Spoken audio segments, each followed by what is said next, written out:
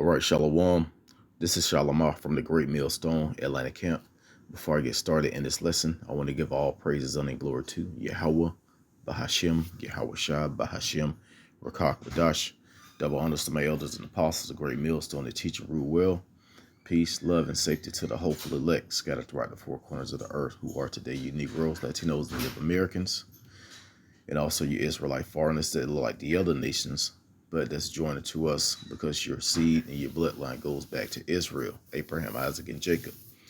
To you all, I say Shalom, and today is the 11th.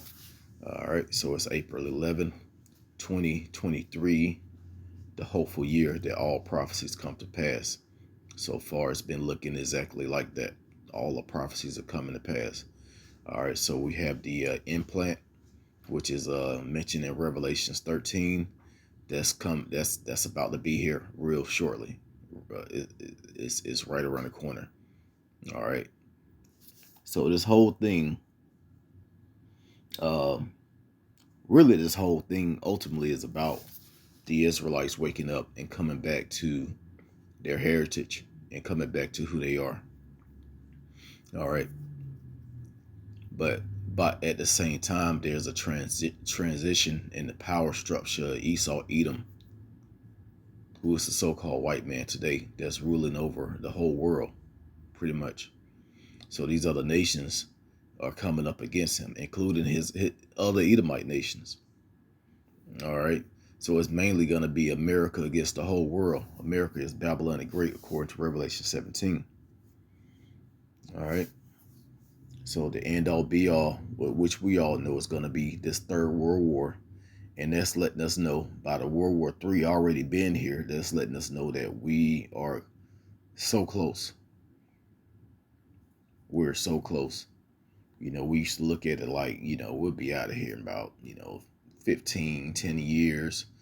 Then, a few years ago, it was like, it may be like 7, 8 years. Now we like, I think last year, a couple years ago, it was like, man, we might have 5 years left here.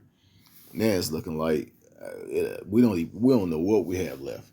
We don't know. That's up to you. How about you, shot? The days are most definitely being shortened, according to Matthew 24. All right, so I'm gonna start out with in Revelations chapter 11 and verse 14. It says, "The second war is past, and behold, the third war cometh quickly." So the three woes are the three world wars. So we had World War I, World War II. Now we have World War III. And it says coming quickly. So this is a prophecy that already passed, because the third world war is here pretty much. All right. So we definitely right in the last seconds of the Esau's rulership. Okay. And what's going on now with all these nations, because they have you have all these nations around the whole earth, even these Hamite nations, the smaller countries over in Africa. You have these men, they're demonstrating their military power. All right, all of these nations, especially a lot of these small nations, are gearing up to go to war with with with uh, with America. I can't even say that the EU or the European nations or NATO, because it's looking like NATO don't want part of this. It's all talks of America. That's all you've been seeing. You don't see France going over to these other countries and trying to take over and bully and all of that. You don't see Great Britain doing all of that, but you do see America doing those things. All right, let's read Joel chapter 3, and let's go down a little bit.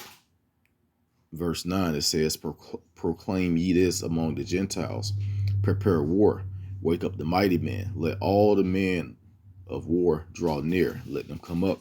And this is going on right now. All the men of war are drawing near.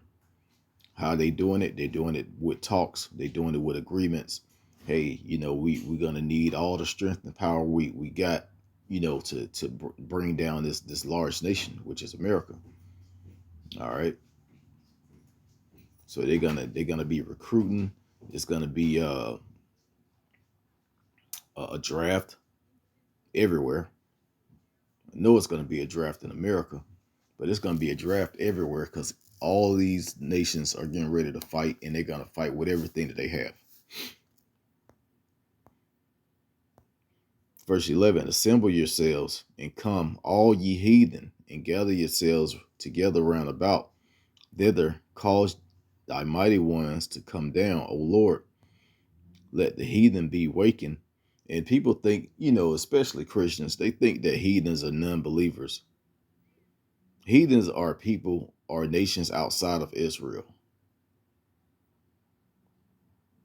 Heathens are Gentiles that are not Israelites, because you have Gentiles that are heathens, and then you have Gentiles that are Israelites.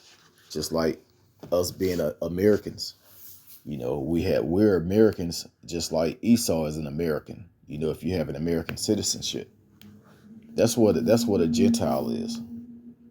It's just someone outside of Israel. Because you had heathens outside of Israel, you had Israelites outside of Israel. So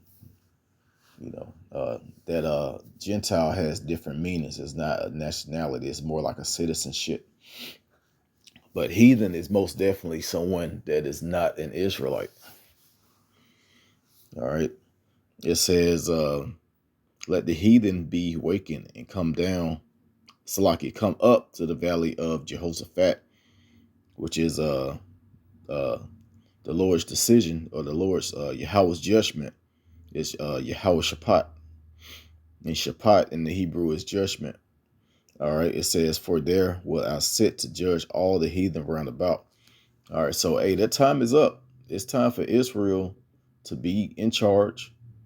It's time for you heathens to be taken down. And the Lord is doing it by turning you against each other.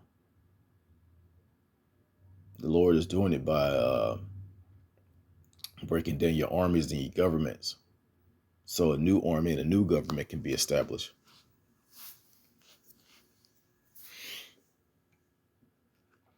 All right, verse 13, put ye in the sickle, for the harvest is ripe. Come get ye down, for the press is full, the fats overflow, for their wickedness is great. Multitudes, multitudes in the valley of decision, for the day of the Lord is near in the valley of decision. All right, so hey, we really going into those times. We're in those times. This is going on right now. It's not time to be uh man, I shouldn't even have to say this. It's not time to join the military. For you people that's not in the truth. Of course, if you in this truth, you're not gonna be trying to join on hand in hand with Esau to fight anyway. You join the military right now, you will die. That's a fact. Because Yahweh Bashim Yahweh Shai is as a matter of fact, when Yahweh Shai comes back, he's gonna destroy a lot of these armies and militaries.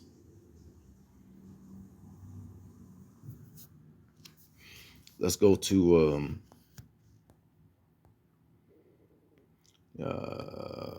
what did I want to get? Salakia. I gotta think of the scripture. I think it's Micah chapter 4. No, Salakia. It's not Micah 4. It's is it Malachi 4? Okay, yeah, 4. I really want to get 4 and 2, but this is Malachi chapter 4 and 1. I'm going to start at the top. It says, For behold, the day cometh that shall burn as an oven, and all the proud, yea, and all that do wickedly shall be stubble.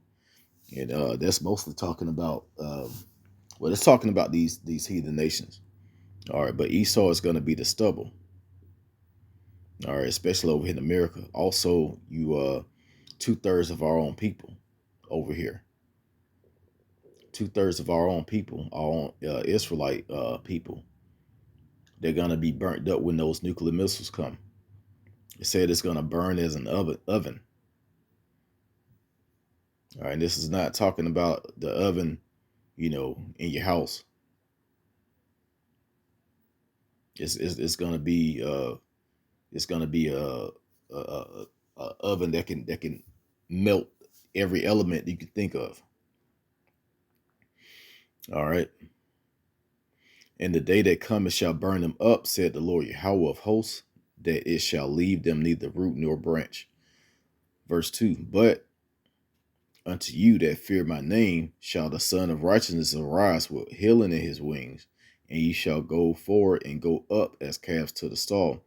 So yeah, we're waiting for this time to come, because this is gonna get us out of here.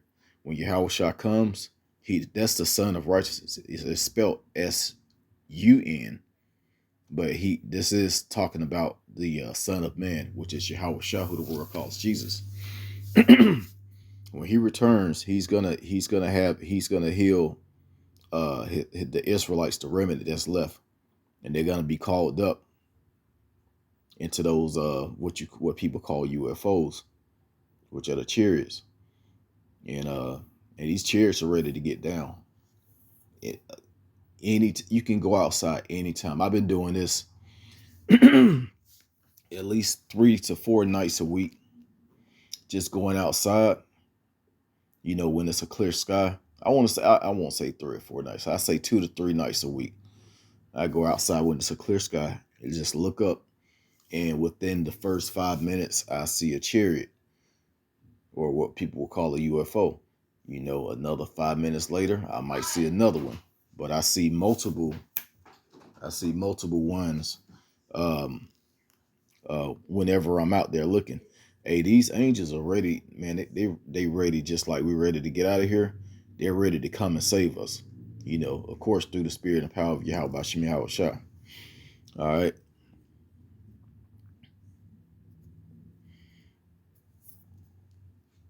But hey, when Yahweh Shah returns, not only uh is he gonna bring his people up and save them, but there's gonna be men that's gonna be changed, that's gonna become other Yahweh Shahs.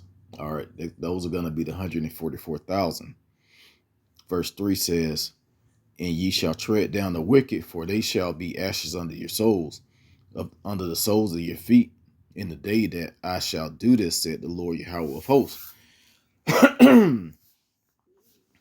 All right, so this whole Malachi chapter 4 is an end time prophecy, and and these things are coming to pass. All right. There are too many prophecies that's about to happen all at once. Let's go to I want to say Isaiah chapter 9. Let me see if this is it. Okay, yeah, this is what I wanted to get. Isaiah chapter 9 and verse 2 says, the people that walk in darkness have seen a great light, and they that dwell in the land of the shadow of death, which is America, upon them had the light shine. All right, and that light is his truth. And what's going to happen as soon as Israel get that truth? Like I said, Israel is going to wake up. Esau is going to fall. Israel is going to rise. Esau is going to fall down. And I keep saying Esau because he's the main one that's ruling over the nations.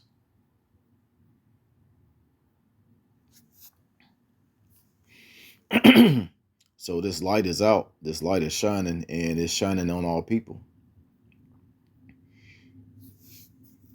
Through all of this darkness that we're surrounded by, this light is it's really the comfort.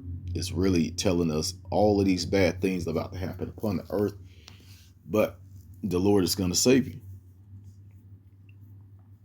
So hearing about, as crazy as it sounds, those of us those of you that are not in the truth that may come across this video, as crazy as it sounds.